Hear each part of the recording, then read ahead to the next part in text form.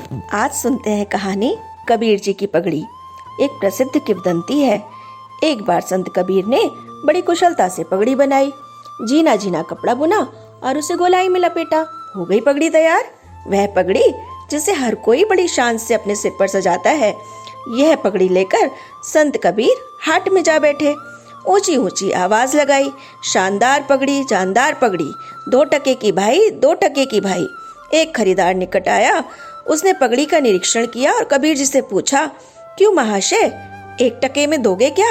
कबीर जी ने अस्वीकार कर दिया। ना भाई, 2 टके की है, 2 टके का ही सौदा होना चाहिए। खरीदार पगड़ी छोड़कर आगे बढ़ गया। यही प्रतिक्रिया हर किसी की रही। सुबह से शाम हो गई। कबीर जी अपनी पगड़ी बगल में दबाकर खाली जेब वापस लौट आए। थके मांदे कदमों से घर आंगन में प्रवेश करने ही वाले थे कि तभी एक पड़ोसी मिल गए। उसकी दृष्टि पगड़ी पर पड़ी। उन्होंने उसके बारे में पूछा। कबीर जी ने दिन भर का क्रम कह सुनाया। पड़ोसी ने कबीर जी से पगड़ी ली। आप इसे बेचने की सेवा मुझे दे दीजिए, मैं कल प्रातः ही बाजार चला जाऊंगा।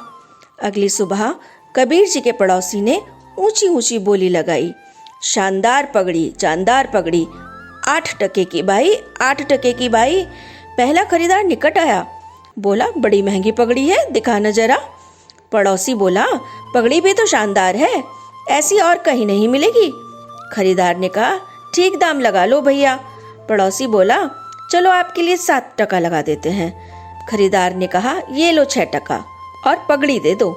1 घंटे के भीतर भीतर पड़ोसी पगड़ी बेचकर वापस लौट आया। कबीर जी के चरणों में 6 टके अर्पित किए। पैसे देखकर कबीर जी के मुख से अनायास ही निकल पड़ा, सत्य गया पाताल में, झूठ रहा जग छाए, 2 टके की पगड़ी 6 टके में जाए।